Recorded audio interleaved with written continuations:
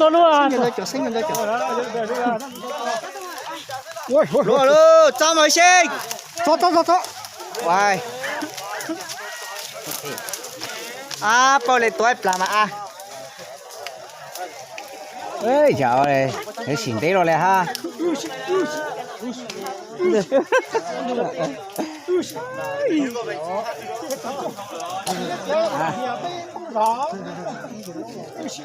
tóc ra thành Nhà cháu ăn chưa nhỏ đó.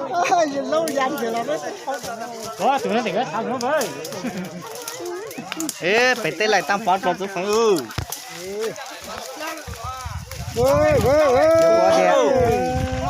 nếu qua tiệt hả? Cho nữa. Cho chỉ được cái nào? Cho luôn.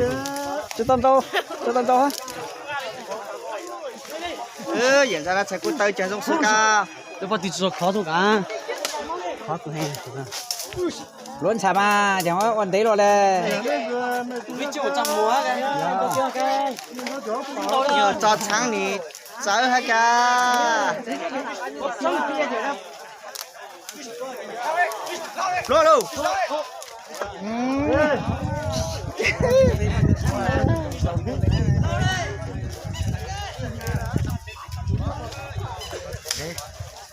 真菜收了，我那没真菜了，我能谁谁人找他得这卤蛋哪了？才都不是真的。một thầy chơi rau câu Chồng mồi này tôi ạ. cả nhà bé cứ ra gọi cứ nó cứ tao sau cứ cứ có tất cứ phải Mai cho nhóc một tiểu và tôi chụp tôi. giờ mà cháu phải chịu ha Lo. rồi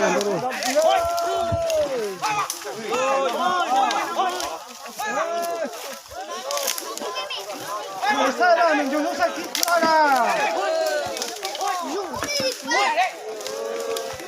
Đâu tấn ta đi đâu. Độc tiêu. Một chỉ tiêu.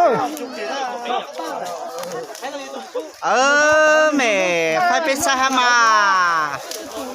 Không lặt lấy ta luôn.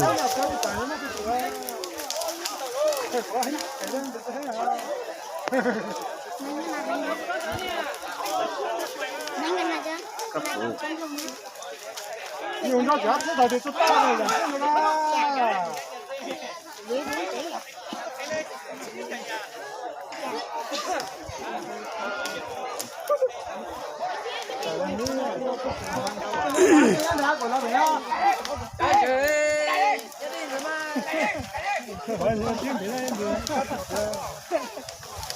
知道只有你了，今天知道狗没有？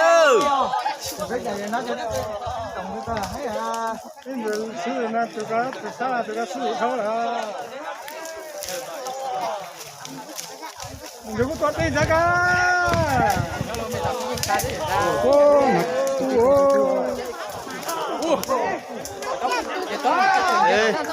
Tuần giá chị ăn khẩu xô. Tuần giá chị ăn khẩu xô.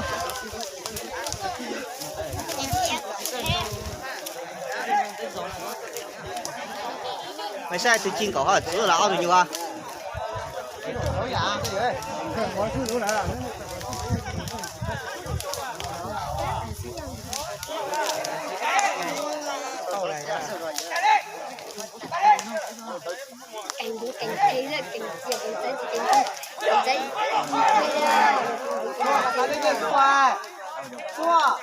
Anh đi nhau phải kiểu đó.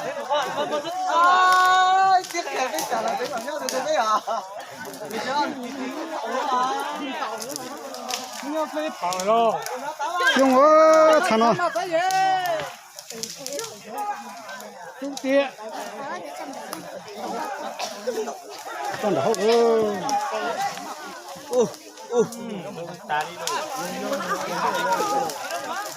Ôi em lúa rồi nào con.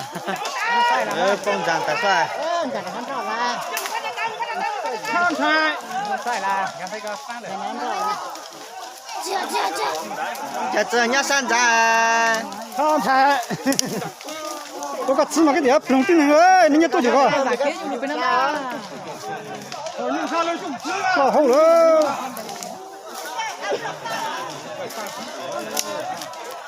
啊，那晒了，种晒了。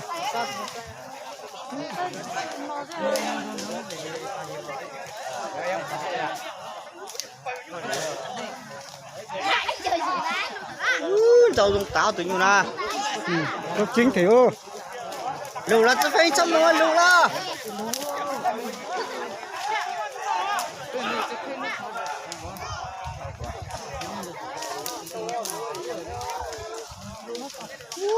tôi phải qua chính thì sao tôi chân ta ăn mùa đâu có tôi chân ta hả?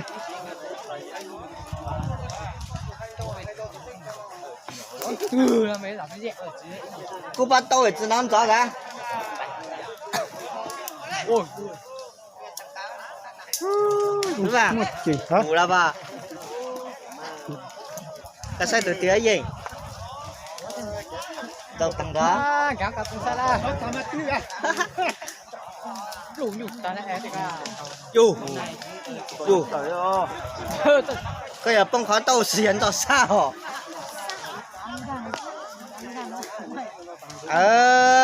chứ giờ thấy bên tầng họ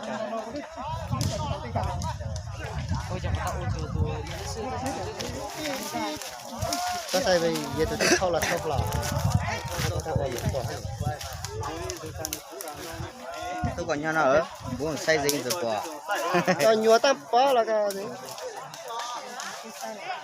ta xa là bên nam mình sẽ ăn được này ý sao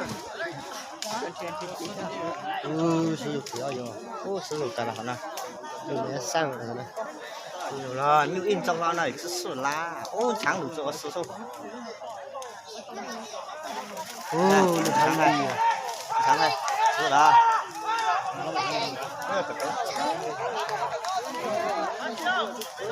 tạo cho kín này để bù tha bầu là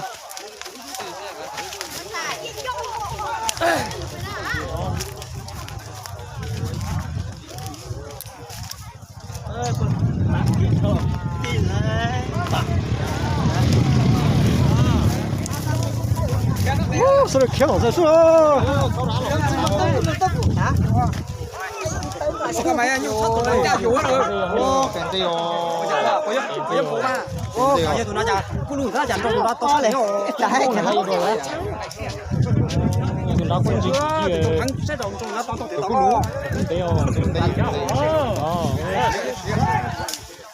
cô giờ bốc thì cô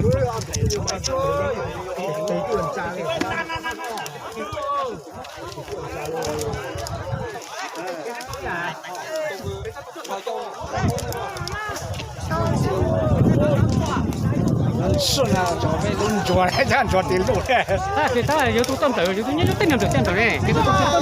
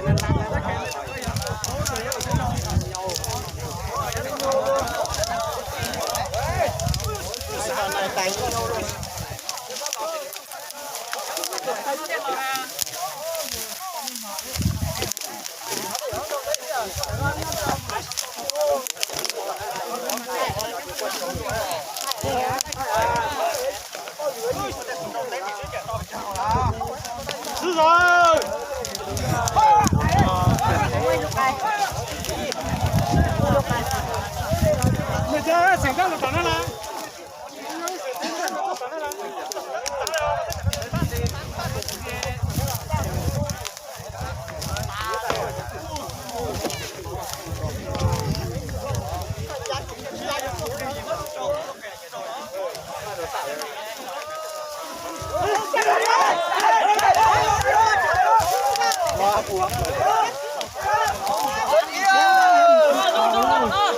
Wow, thông lịch rồi.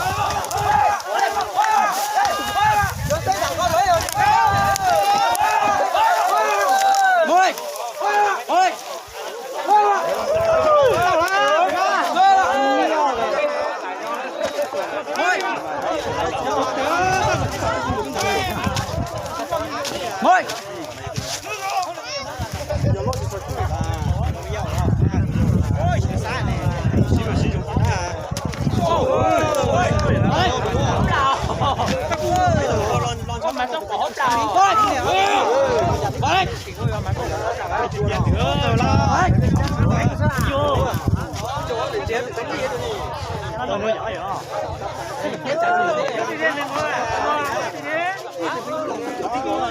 Dạ tự do đã không phải là.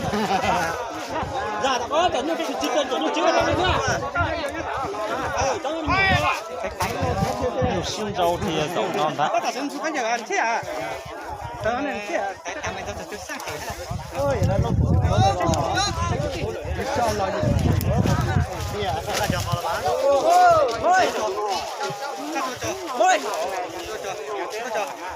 Môi. Môi. Hay quá. Đây, đầu từ hết rồi. Môi. Môi. Môi.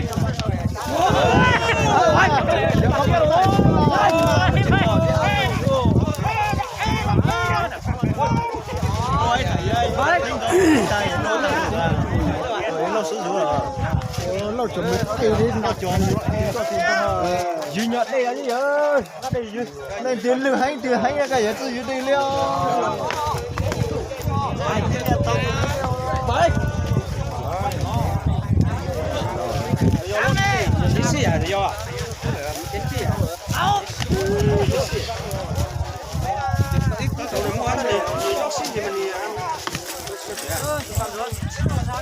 ô lòn chả tao luôn luôn.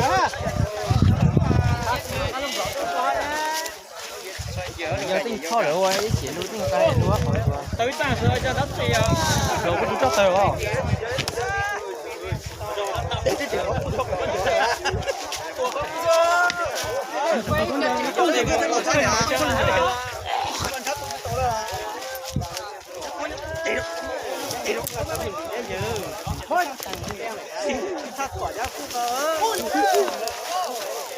không là mẹ nhất còn trong mơ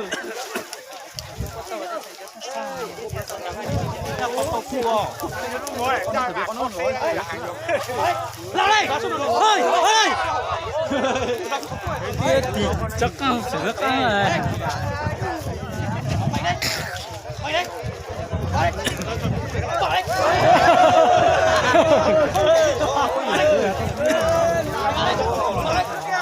Quả coi à, đi ra thấy ô bom mà không muốn ra. Tắc kì ơi.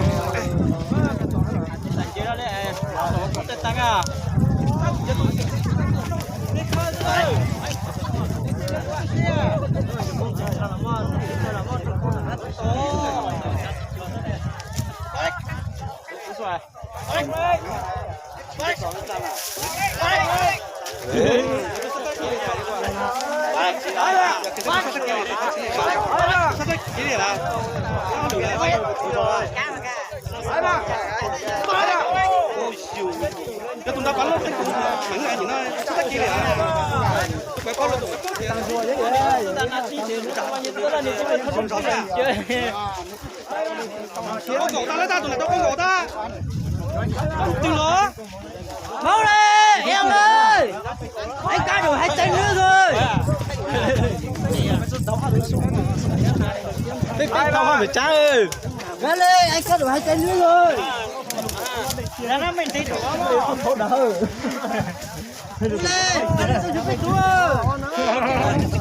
Ra chối rồi đó có một là bỏ ai vậy?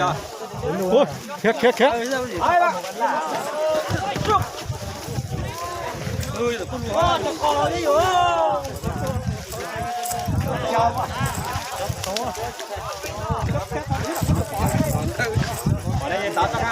lúc đó tao lúc đó tao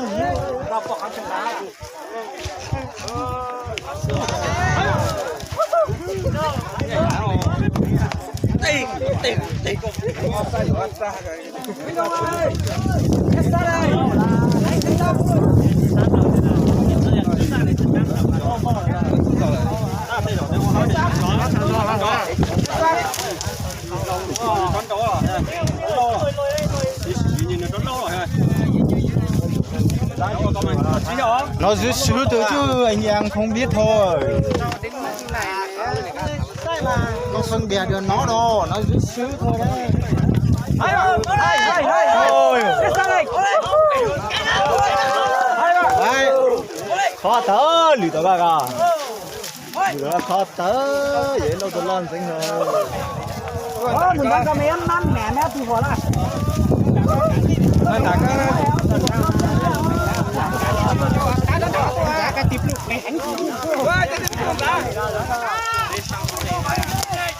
Nhà tôi là ít lắm mà nhà tôi đâu chỉ này thấy ở này cả.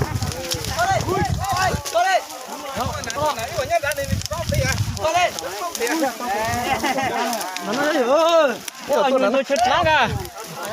Sắp vào nó có chung nữa.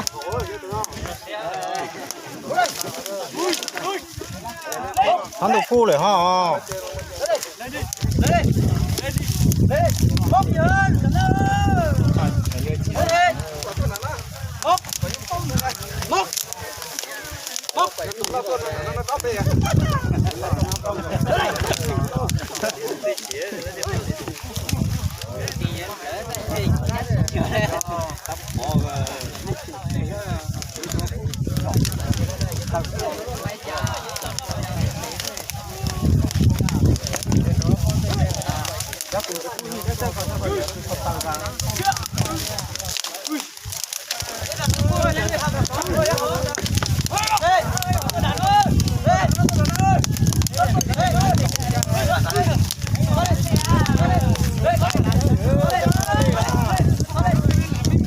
Này chắc quả phải con này sao tôi dây ở trên như một bé. Một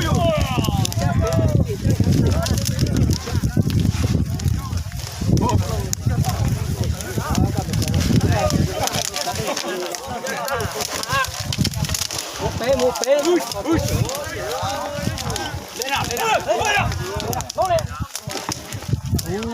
Không bao tôi ăn chơi để ta không tôi lú rồi. Đây cho sao ban đây này.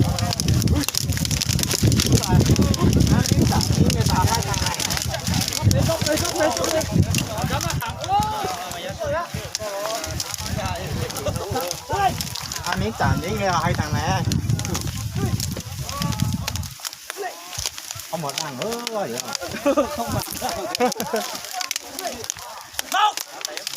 Còn con thế con thò. Cứ số phô rồi là. Nó mỏ đó, lùng cả đó. Họ tăng đúng nó đây là.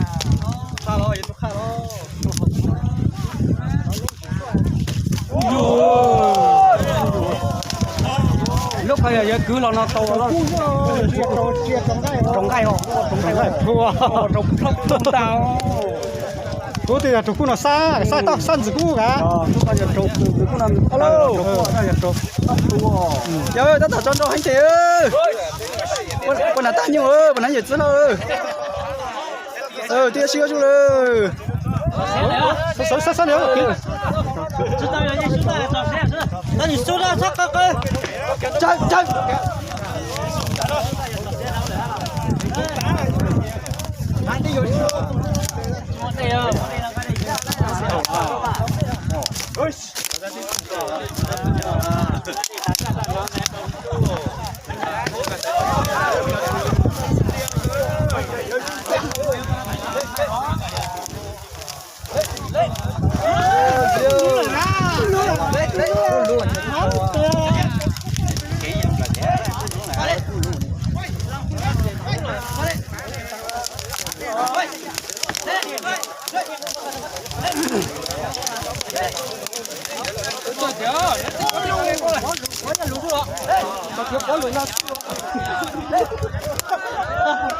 Chỉ sao rồi bé. Hãy subscribe cho kênh Ghiền Mì Gõ để không bỏ lỡ những video hấp dẫn.